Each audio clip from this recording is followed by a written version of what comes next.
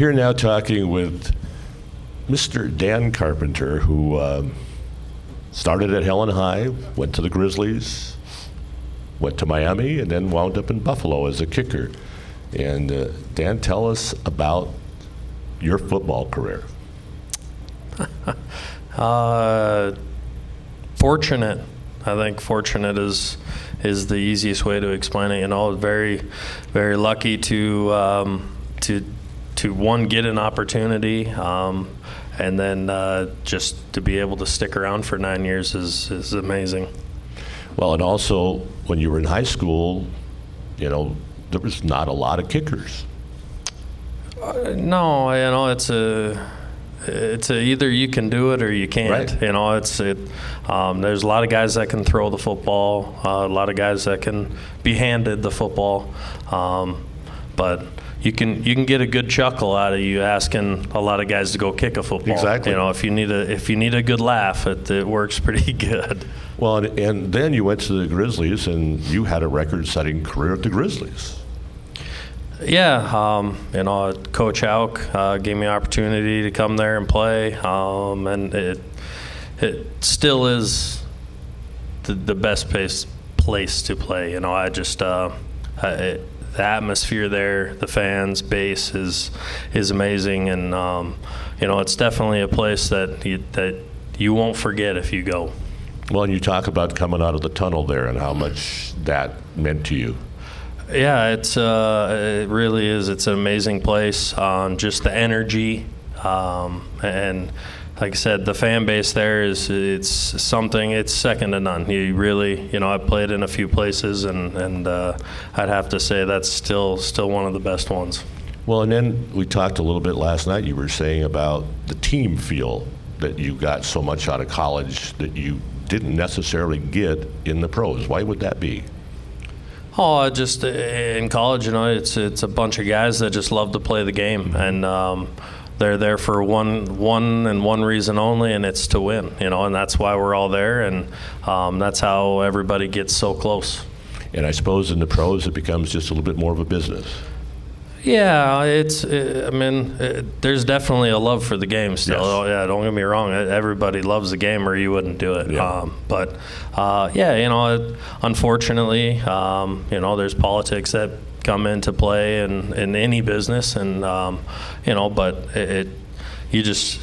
you deal with it, and you know, and everybody still loves to play. Like I said, it's a fight, and everyone wants to win. You know, it's unfortunately something I didn't get to achieve to lift that trophy at the end of the year. But you know, there's plenty of good things that I did get to. Well, you got to play in the Pro Bowl.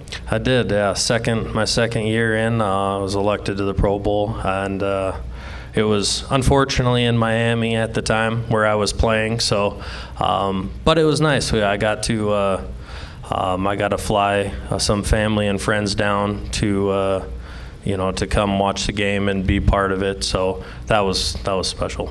Tell me, I mean, that had to be an amazing thing to feel yourself and find out you're being voted in to the Pro Bowl. Yeah, how I was selected for it. I was an alternate. Mm-hmm. So, you know, it was, but you know, it was, yeah, it's amazing because it's something you get voted in by, you know, by your peers, and so it was nice to be recognized as one of the best kickers that year. Best kickers in the world at that point. At that time, yeah. And then after you went on to Buffalo, you go from Miami to Buffalo. You talk about changing climates. Man. Yeah, it's definitely a climate change. You know, there was definitely things that I enjoyed both places. You know, we loved to fish and be outdoors, you know, in Miami, and the fresh food and everything. You can't go wrong there. And then, you know, in Buffalo, just the people up there reminded me a lot of Montana, you know, real down-home people, good crowd, great fan base. And so we were fortunate to play in both. And the weather was a little bit more like Montana. Yes, definitely. Yeah, you get a little bit of the snow flurries there. Well, now talking about snow flurries, you're ranching up in eastern Montana, an area that we're both very familiar with. Yeah, it's a learning experience for me. You know, I didn't grow up ranching. I didn't grow up on a farm or anything like that. I guess I was a city kid from Helena. So, you know, it's a learning experience. Once again, great people up there. Drop anything they're doing to come help you, you know, if you need something done, make a phone call, they'll be there. And your wife, Kayla, of course, is from there, so she grew up with all that. Yeah. So she's been teaching me along the way, and I'm just like I said, she runs the operation. I'm just the worker there. She tells you where to go. Yep. Yeah. I just work there. So, but no, it's been great. You get to learn something new every day, and I don't want to say it keeps me young, but it keeps me moving. Well, Dan, tell us what it means to be selected to this Hall of Fame. I don't know. It's hard to explain, really. It's amazing. You know, it's a true honor, really. Of all the players and coaches and affiliates that have been through Montana and went on to do great things, and just to be recognized as one of them it's a true honor.